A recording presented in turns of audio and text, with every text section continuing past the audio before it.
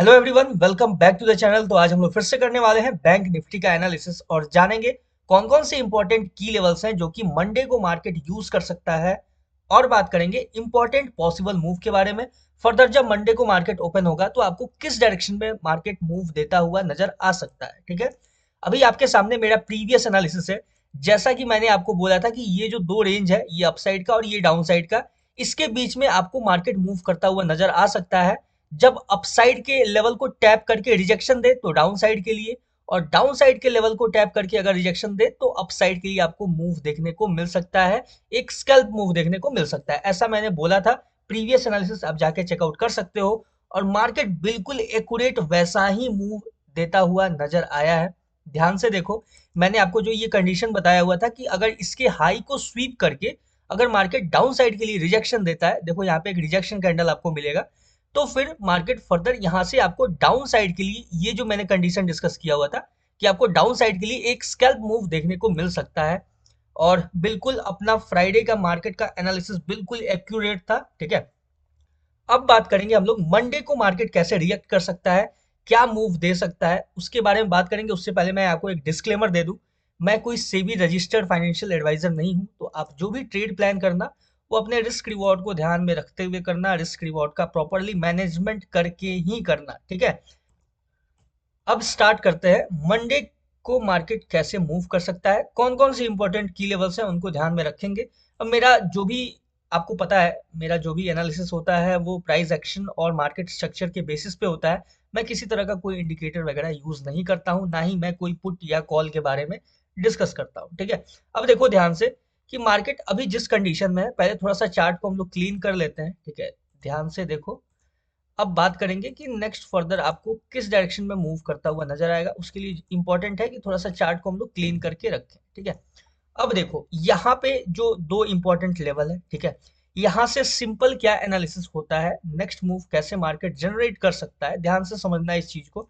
ठीक है, अब देखो मार्केट आपको अगर अपसाइड के लिए ब्रेकआउट देता है यहाँ से, ठीक है, समझना है इस चीज को। अभी जो करंटली आपके सामने इंपॉर्टेंट लेवल है वो है ये लेवल। ठीक है, ये जो लेवल है जहां पे मार्केट ने क्लोजिंग दिया है, ये अपने सामने काफी एक इंपॉर्टेंट लेवल है, जो कि एक बाइंग एरिया माना जा सकता है इसको। ठीक है, ध्यान से देखो, ये एक आपके सामने बाइंग एरिया है जहां पे मार्केट ने आके क्लोजिंग दिया हुआ है, और यहाँ पे एक पहले आपको रिजेक्शन भी देखने को मिल रहा है। ठीक है, तो यहाँ से अपना क्या एनालिसिस होगा कि देखो, अगर मार्केट यहाँ से अपसाइड के लिए ब्रेकआउट देता है, ठीक है, मान लो यहाँ से अपसाइड के लिए मूव देना स्टार्ट करता है, या फिर मार्केट गैप अप ओपन हो जाता है, जो भी कंडीशन हो, फिर हम लोग मार्केट को यहाँ से ये जो साइकोलॉजिकल लेवल है 60,000 का, उसको हम लोग टैप करता हुआ देख सकते हैं। वो मार्केट में टैप होता हुआ नजर आ सकता है अगर यहाँ से फर्दर मार्केट अपसाइड की तरफ मूव कंटिन्यू करता है तो। ठीक है, तो ही ये कंडीशन जो है वो आपको अप्लाई होता हुआ मार्केट में नजर आ सकता है। ठीक है, मैंने आपके सामने बात किया हुआ है ऑलरेडी कि साइकोलॉजिकल पॉइंट्स जो होते हैं, ठीक है, वो क्या होता है, all time high all time low क्या होता है। ठीक है, ये देखो बीच बीच में डिस्ट्रैक्शन, ठीक है, मार्केट क्लोज है तो ये डिस्ट्रैक्शन होता ही होता है। ये है पहला कंडीशन जो मैंने आपके सामने डिस्कस किया। ठीक है, psychological levels, all time high all time low, market close कहाँ हुआ, ओपन कहाँ हुआ, ये एक आपका सपोर्ट और रेसिस्टेंस की तरह मार्केट में एक्ट होता हुआ नजर आता है। ठीक है, अब ध्यान से समझना, जो दूसरा इंपॉर्टेंट क्या कंडीशन हो सकता है कि अगर मार्केट यहाँ से डाउन साइड की तरफ में ब्रेक डाउन दे देता है, ठीक है, समझना इस चीज को, तो फिर हमें डाउन साइड के लिए ये जो लेवल है यहाँ पे अप्रोच करता हुआ मार्केट नजर आ सकता है। ठीक है, इसके लो को भी मार्केट स्वीप करता हुआ नजर आ सकता है आपको। ठीक है, यहाँ पे जो आपको लो दिख रहा है, ये लो स्वीप होता हुआ नजर आ सकता है। ठीक है, ये है सिंपल आपका, ये दो कंडीशंस आपको बिल्कुल परफेक्टली समझ में आ गया। अब हम लोग बात करेंगे थर्ड कंडीशन के ऊपर कि तीसरा कंडीशन मार्केट क्या दे सकता है। ठीक है, क्या हो सकता है।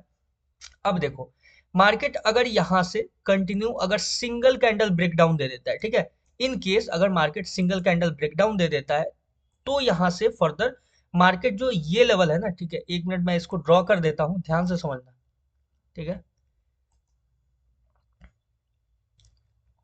ये जो लेवल है, ये काफी इंपॉर्टेंट लेवल है जो कि आपको मार्केट में रोल प्ले करता हुआ नजर आ सकता है। ठीक है, तो यहां से अगर आपको सिंगल कैंडल ब्रेकडाउन देखने को मिलता है, मान लो कि आया यहाँ पे और सिंगल कैंडल ऐसे ब्रेक डाउन दे दिया बड़ा सा, उसके बाद आपको ये लेवल देखने को मिल सकता है, फिर फर्दर मार्केट यहाँ से जैसे भी रिएक्ट करे। ठीक है, अब देखो ये है आपके सामने सिंपल सा बैंक निफ्टी का एनालिसिस। ठीक है, अब 60,000 जो एरिया है, ठीक है, ये एक साइकोलॉजिकल आपको रेसिस्टेंस की तरह यूज होता हुआ नजर आएगा। मैंने प्रीवियस वीडियो में भी आपको बताया हुआ था, ठीक है, कि अगर मार्केट अपसाइड के लिए अप्रोच करता है तो 60,000 के पास हमें देखना होगा कि मार्केट क्या इसको सिंगल कैंडल ब्रेकआउट देता है, ठीक है, या फिर यहाँ पे टैप करके, अरे यार, या फिर यहाँ पे टैप करके आपको रिजेक्शन देता है। ठीक है, ये इंपॉर्टेंट होगा अपने पास कि 60,000 के पास जब मार्केट अप्रोच करेगा तो वहां पे रिएक्ट कैसे करता है। ठीक है, ये काफी इंपॉर्टेंट होगा। और अभी करंटली देखे तो ये जो अपसाइड का लेवल है ना, ठीक है, ये जो मैंने ड्रॉ कर रखा है, इसके ऊपर सिंगल कैंडल आपको जब भी ब्रेकआउट होगा तो सिंगल कैंडल ब्रेकआउट होता हुआ आपको नजर आएगा। ठीक है, अभी मैं ये जो कंडीशन है इसको रिमूव कर रहा हूं, लेकिन ये चीज ध्यान से समझना कि जब भी मार्केट इस लेवल का ब्रेकआउट देगा आपको एक सिंगल कैंडल ब्रेकआउट देखने को मिलेगा। ठीक है, ब्रेकआउट देगा तो, ठीक है, यहाँ पे आपको एक आईएफसी कैंडल देखने को मिलेगा, जहां पे एक बड़ा सा आपको ग्रीन कैंडल देखने को मिल सकता है जब इसका ब्रेकआउट होगा तो। ठीक है, ये है अपना सिंपल सा बैंक निफ्टी का एनालिसिस, ज्यादा कुछ नहीं है। मैंने ऑलरेडी निफ्टी 50 का भी एनालिसिस कर रखा है, तो अभी तक आपने चेकआउट नहीं किया तो आप उसको भी जाके एक बार चेकआउट जरूर से करना। ठीक है, निफ्टी 50 का भी अपना बिल्कुल परफेक्ट एनालिसिस गया हुआ था, बिल्कुल एक्यूरेट था अपना एनालिसिस। तो मिलते हैं फिर नेक्स्ट वीडियो में गोल्ड और बिटकॉइन के एनालिसिस पे। तब तक के लिए all the best for bank Nifty trading. Thank you.